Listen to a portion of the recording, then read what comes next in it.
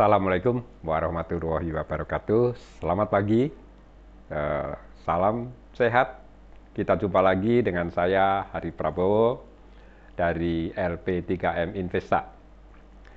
Hari ini Senin tanggal 24 Maret 2025, saya ingin membahas seperti yang lagi viral, yaitu penurunan indeks harga saham gabungan. Sebetulnya IHSG itu naik turun adalah hal yang wajar. Hanya saja kali ini penurunan itu sudah di luar kewajaran ya. Dan itu dibuktikan dengan beberapa waktu yang lalu, tanggal 18 Maret, itu BII sempat melakukan penghentian sementara perdagangan ya, karena satu hari melebihi dari penurunan 5%, dan itu sesuai ketentuan bisa dihentikan sementara. Ya, betapa pentingnya IHSG itu ya, sehingga saat ini menjadi satu pembahasan, satu pembicaraan di berbagai pihak ya, bukan hanya para pelaku pasar saja, tetapi juga para menteri, politisi, ya, akademisi, bahkan sampai ke aparat hukum, polisi. Ya, jadi pembahasan-pembahasan ini semuanya membicarakan tentang anjloknya indeks harga saham gabungan. Ya, sebagaimana kita ketahui bahwa IHSG itu kan memang salah tolok ukur ya dari suatu kinerja perdagangan harga-harga saham yang ada di bursa. Jadi andai kata indeks harga saham gabungan turun, itu hampir bisa dikatakan mayoritas saham-saham yang diperdagangkan itu di bursa itu mengalami penurunan, dan sebaliknya. Dan itu hal yang biasa-biasa aja sih sebetulnya. Tapi tadi sampai sesuai yang saya sampaikan, itu penurunan sudah sangat drastis ya. Bahkan sampai siang ini, pagi ini, saya melihat penurunan indeks harga saham gabungan itu sudah turun di sudah pada posisi 6.210 ya. Dan itu kira-kira secara year to date dari awal tahun sudah turun sekitar 12%. Ya, itu penurunan IHSG. Nah, selain sebagai tolok ukur kinerja perdagangan saham, IHSG itu juga merupakan satu tolok ukur juga menjadi data-data ekonomi. Ya, tidak kalah pentingnya seperti inflasi misalnya, neraca perdagangan, cadangan devisa, yaitu ada satu angka-angka, data-data yang mencerminkan kondisi ekonomi dalam suatu negara. Dan kita tahu bahwa orang berpandangan ketika IHSG itu turun drastis ya, itu bisa diasumsikan bahwa kondisi ekonomi itu tidak baik-baik saja. Itu adalah pandangan hampir mayoritas ya, berpendapat demikian. Nah, betapa pentingnya ya IHSG ini kenapa kalau turun kenapa gitu. Itu kalau turun tuh tidak hanya pelaku pasar, investor saja yang rugi, bukan ya. Bukan, kita harus berpikiran lebih luas dari itu ya, karena kalau sampai IHSG itu turun terus-menerus, maka pandangan terutama investor itu akan mengurangi minat ya untuk berinvestasi, karena kan itu tren harga saham yang dia beli itu akan mengalami penurunan, dan itu akan lambat laun ya mereka akan merasa tidak nyaman ya di investasi ini. Apalagi investor asing ya, sekarang ini kan hampir mungkin sampai kemarin itu sudah sekitar dari awal tahun itu sudah 30 triliunan ya yang keluar dari pasar saham saja. Ya, itu asing ya, mereka seakan-akan membabi buta keluar ya. Kita berdalih, wah ekonomi kita sedang baik, tidak ada baik-baik saja misalnya, uh, fundamental dari saham-saham ya, perusahaan emiten itu baik-baik saja, ada yang baik, kenapa turun? Ya, begini loh. Investor asing itu ketika dia mempunyai program mau keluar dan bawa uang, dia tidak lagi melihat fundamental perusahaan, ya. Tidak, mereka pokoknya jual, jual dan jual. Dia akan mengalihkan investasinya itu ke tempat lain, ya. Itu ibarat orang mau pindahan ya.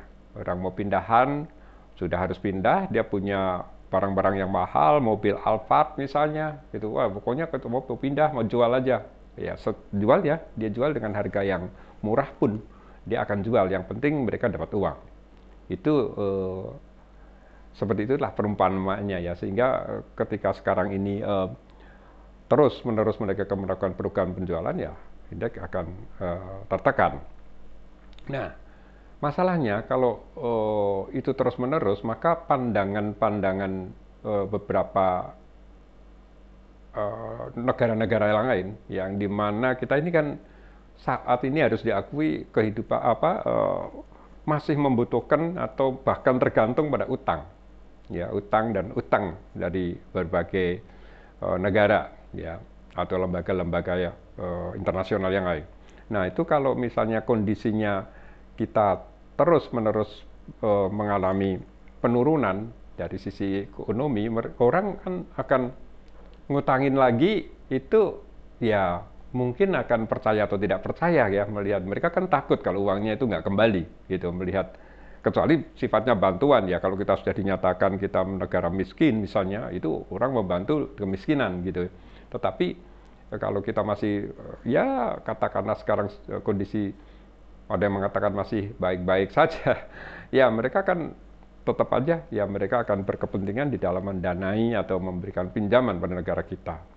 Ya, jadi sebetulnya kita ini kan saling membutuhkan ya di pasar modal kita ini itu kan ada dua pihak kan, pihak yang membutuhkan dana dan pihak yang ingin berinvestasi. Jadi kita jangan minir melihat investor gitu ya ketika karena apa? Awalnya itu ada perusahaan-perusahaan itu kan IPO, go public. Perusahaan-perusahaan itu swasta maupun BUMN yang sekarang banyak sekali BUMN yang juga mengalami penurunan kinerja. Itu awalnya kan mereka menawarkan ya, makanya di prospektus namanya penawaran umum. Mereka menawarkan saham, menawarkan obligasi kepada publik untuk ikut berpartisipasi membeli ini loh saham ikut di perusahaan saya atau dia obligasi tolong saya diutangin itu kan menawarkan ya jadi awalnya itu aktif itu dari perusahaan. Nah investor masyarakat investor itu oke, dia punya dana masukkanlah uang itu ada yang beli saham ada beli obligasi surat utang ya ada yang beli SBN, surat berharga negara. Nah, itu kan satu apa ya? Kita sangat membutuhkan mereka, sangat membutuhkan investor. Jadi jangan sekali lagi sekarang berpandangan, waduh, adalah yang kamu aja merugi.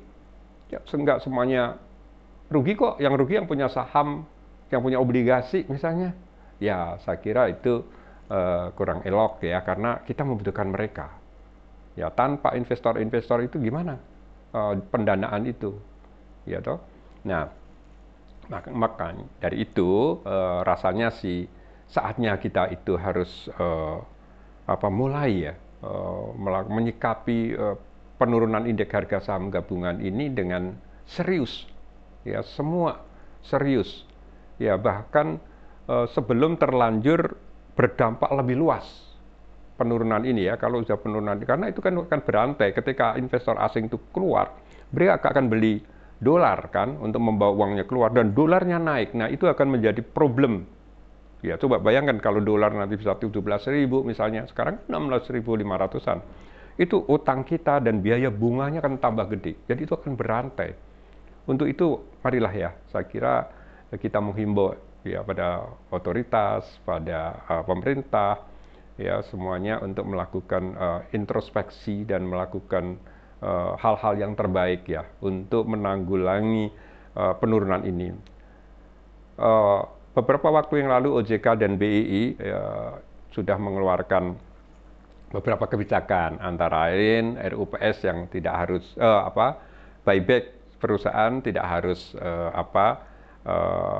RUPS dulu gitu ya, terus short selling yang harusnya berlaku Maret ditunda. Itu satu kebijakan yang perlu kita dukung lah. Itu juga langkah-langkah yang bagus. Nah, untuk itu selain dari pemerintah ya, yang saya kira tidak ada salahnya ya, pemerintah itu mengevaluasi lagi berbagai kebijakan yang telah dikeluarkan yang direspon negatif oleh pasar, itu ditinjau ulang. Oke, mungkin tidak harus batal, tetapi mungkin ada pembenahan-pembenahan di situ. Sebaiknya seperti apa sih? Jangan memaksakan diri, tetapi tidak direspon oleh pasar. Itu kan bisa fatal nanti. Itu ya. Jadi marilah ya kita bersama-sama. Dengan demikian, maka ada kebersamaan di dalam menanggulangi penurunan ini.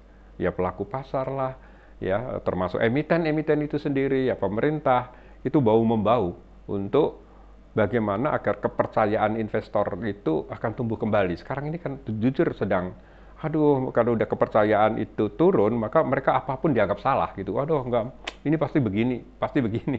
Padahal mungkin tujuannya baik. Maka perlu ada komunikasi yang baik juga ya antara pemerintah itu kepada publik ya untuk setiap kebijakan-kebijakan yang ada ini. Nah, emiten juga ini bagaimana kita menanggulangi adalah tadi ya, emiten-emiten itu juga punya peran lah ya, yang waktu itu sudah mendapatkan pendanaan yang cukup waktu IPO. Ya, yang sekarang masih punya kelebihan likuiditas dan punya dividen, lakukan buyback itu. Karena itu salah satu jalan juga ya yang bisa mempertahankan ya penurunan indeks ini secara terus-menerus gitu, sehingga ada kepercayaan lagi. Kalau buyback ya berarti kan saham yang beredar disedot sebagian gitu kan, dan akan berkurang supply-nya gitu. Nah, itu akan lambat laun bisa, dan ada kepercayaan juga investor itu bahwa oh ya nih si manajemennya emitennya itu membeli. Kalau memang itu sudah harganya sudah di batas di luar kewajaran ya, terlalu murah misalnya, itu kan nggak apa-apa. Ya emiten itu dulu misalnya IPO udah harga berapa, sekarang udah di bawah IPO-nya. Oke, lakukan itu demi pasar modal kita yang yang akan datang. Ya, yang memang kita terus akan butuhkan pasar modal kita. Jangan dicuekin gitu ya. Udahlah biarin gitu ya. Ya, saya kira kita saling membutuhkan. Ya. Dan emiten inilah saatnya yang time to buy menurut saya ya, baik untuk membeli saham-saham itu untuk agar tidak terlalu kepercayaan itu tidak menjadi lebih parah lagi nanti, jangan ya. Nah, juga investor sendiri ya, investor ini terutama investor domestik ya, itu jangan terus-menerus panik gitu. Ya, kalau panik ya itu akan semakin menekan kan, karena investor asing sudah keluar, kita panik, kita jual juga. Nah, itu akan menjadi satu problem yang lebih serius karena harga akan terus turun terus gitu. Tetapi begini loh, saya bukan menjamin itu harus naik dalam waktu segera ya, tetapi kita lihat secara sebagai pengamat, saya melihat memang ada beberapa saham itu ya, banyak gitu saham-saham yang penurunannya sudah di luar kewajaran. Dan kita tahu bahwa pasti ada harga secara fundamentalnya ya. Kalau harga itu sudah terlalu murah sekali, kenapa kita tidak melakukan pembelian gitu ya? Itu, dan secara historis ini ya, saya lihat mulai dari 98, 2008 saat Covid, itu investor yang berani membeli di harga yang sedang parah seperti ini, itulah mereka yang suatu saat ketika terjadi rebound itu akan menikmati hasil yang signifikan lah ya. Itu pengalaman yang saya lihat di dalam suatu siklus gitu ya, ketika mereka melakukan pembelian. Memang tidak mudah, mereka dulu pasar sedang begini, kita mau masuk nanti dulu gitu ya. Tetapi menurut saya ya, analisis saya, ini penurunan ini sudah Ya, kalaupun masih turun lagi itu rasanya kemungkinannya lebih kecil dibandingkan kalau terjadi rebound. Apalagi tadi ya mungkin pemerintah lebih aktif, OJK lebih aktif, bursa, pelaku pasar juga menyadari ini adalah pasar kita yang perlu kita jaga, maka rasanya pembelian saat ini juga dalam batas yang menurut saya yang bagus lah untuk melakukan investasi itu. Itu kira-kira pandangan saya untuk menyikapi penurunan indeks harga saham gabungan ini ya. Jadi sekali lagi saya menyimpulkan bahwa yang pertama saran saya pada pemerintah ya untuk introspeksi gitu bahwa berbagai kebijakan-kebijakan mana sih yang tidak direspon positif oleh pasar bisa dievaluasi lagi.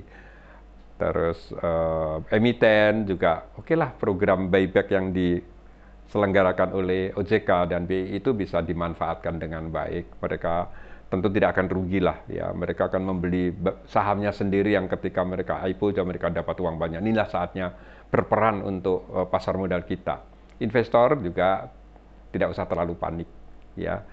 Paniknya sudah yang lalu lah. Sekarang ini sepertinya harga-harga sudah mulai sudah merus batas pada batas yang rendah gitu, yang murah gitu ya. Jadi Anda membeli barang yang menurut saya relatif murah sehingga kita harapkan pada satu waktu nanti yang moga-moga tidak terlalu lama akan terjadi rebound.